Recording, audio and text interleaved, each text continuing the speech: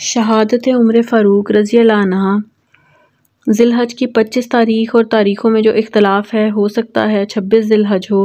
آج سے 1385 سال پہلے حضرت عمر فاروق رضی اللہ عنہ پر قاتلانہ حملہ ہوا۔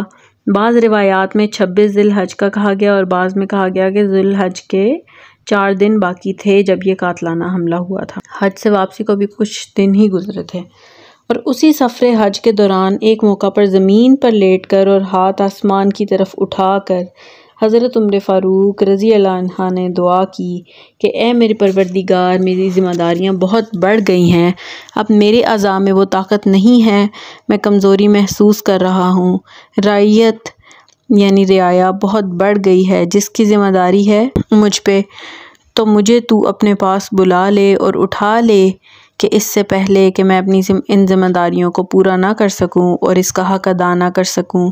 تو روایات میں آتا ہے کہ اس کے بعد چند ہی دن انہوں نے اس دنیا میں گزارے ہوں گے، اللہ تعالیٰ نے ان کی دعا سن لی تھی۔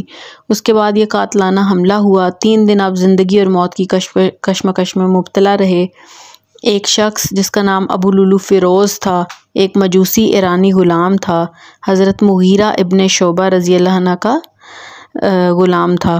حضرت عمر رضی اللہ عنہ نے خاص قاعدہ بنایا تھا کہ غیر مسلموں کے مدینے میں داخلے پر پابندی تھی اور انہیں اجازت نہیں تھی مدینے میں داخل ہونے کی۔ حضرت مغیرہ ابن شعبہ رضی اللہ عنہ نے خاص سفارش کر کے حضرت عمر رضی اللہ عنہ سے ابو لولو فیروز کے لیے اجازت لی تھی کہ اس کو مدینے میں کام کرنے کی اجازت دی جائے، کیونکہ وہ بہت سے فنون سے واقف تھا اور اس سے مدینے والوں کو بہت فائدہ ہوگا۔ حضرت عمر رضی اللہ عنہ نے اجازت دے دی۔ چند دنوں بعد وہ فریادی بن کر حاضر ہوا کہ اے عمر رضی اللہ عنہ، میرے آقا مغیرہ ابن شعبہ رضی اللہ عنہ ہیں، وہ مجھ سے بہت زیادہ ٹیکس وصول کرتے ہیں۔ یعنی یہ رول تھا کہ جو غلام ہوتے تھے وہ اپنی آمدنی میں سے ایک حصہ ٹیکس کے طور پر اپنے مالک کو دیتے تھے۔ حضرت مغیرہ ابن شعبہ نے جو مقدار ٹیکس کی مقرر کی تھی 2 درہم روزانہ، وہ بہت زیادہ ہیں۔ حضرت عمر رضی اللہ عنہ نے سوال کیا کہ تم کیا کیا کام جانتے ہو؟ اس نے بتایا کہ میں فلاں کام جانتا ہوں، فلاں کام جانتا ہوں۔ اس نے پوری فہرست گنوا دی۔ تو حضرت عمر رضی اللہ عنہ نے فرمایا کہ 2 درہم زیادہ نہیں ہیں۔ اس پر وہ بہت غصہ ہوا اور حضرت عمر رضی اللہ عنہ نے اس سے فرمائش کی کہ میرے لیے ایک ایسی چکی بنا دو جو ہوا سے چلتی ہو اور آٹا پیسے۔ تو اس نے بہت غصے سے کہا کہ آپ کے لیے تو میں ایسی چکی بناؤں گا جس کی یاد رہتی دنیا تک آتی رہے گی۔ جب وہ چلا گیا تو حضرت عمر رضی اللہ عنہ نے جو مجلس میں لوگ حاضر تھے ان سے فرمایا کہ یہ شخص مجھے قتل کی دھمکی دے کر گیا ہے، لیکن نوٹ کریں کیسا حکمران ہے جو نظام اسلام نے انٹروڈیوس کروایا، اس کی پوری جو ماڈل ہے وہ آپ کو ملے گا حضرت عمر فاروق رضی اللہ عنہ کی خلافت میں، ان کے دور خلافت میں آپ کو وہ پورا ماڈل ملے گا، کیسے ان کا نظام عدل تھا، کیسے تمام خصوصیات جو تھیں اسلام کے نظام کی وہ ان کی رعایا میں تھیں، ان کے دور میں تھیں، اور اسلام جو تھا وہ نقطہ عروج پر تھا۔ حضرت عمر فاروق رضی اللہ عنہ کے عہد خلافت میں اگرچہ حضرت عمر فاروق رضی اللہ عنہ جان گئے تھے کہ وہ شخص دھمکی دے کر گیا ہے، لیکن انہوں نے اس کو پکڑا نہیں، کیونکہ محض شک کی بنا پر کسی کو گرفتار نہیں کر سکتے۔ حضرت عمر کوئی عام انسان نہیں تھے، وہ خلیفہ تھے ایک وقت کے، اور اس کے باوجود انہیں وہ شخص دھمکی دے کے گیا تھا۔ اسلام کے نظام کی جو چکی تھی وہ آپ رضی اللہ عنہ سے منسلک تھی، اور چکی اسی وقت تک چلتی ہے جب تک اس کی کلی اپنی جگہ پر مضبوط ہو۔ آپ رضی اللہ عنہ کی مثال تو اس کلی جیسی تھی۔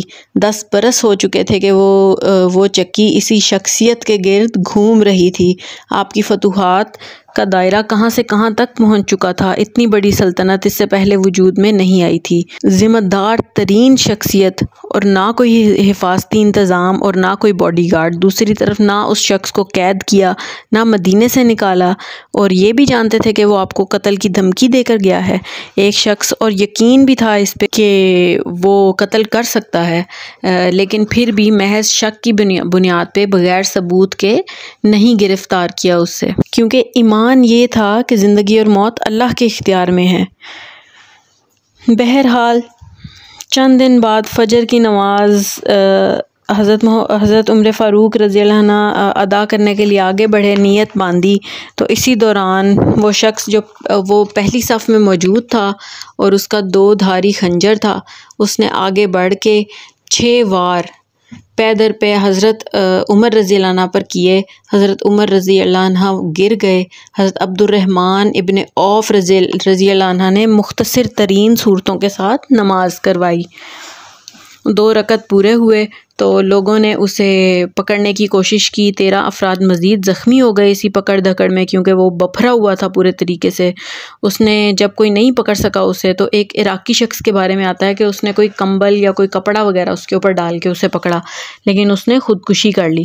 جب حضرت عمر فاروق ذرا سنبھلے تو انہوں نے پوچھا کہ میرا قاتل کون ہے؟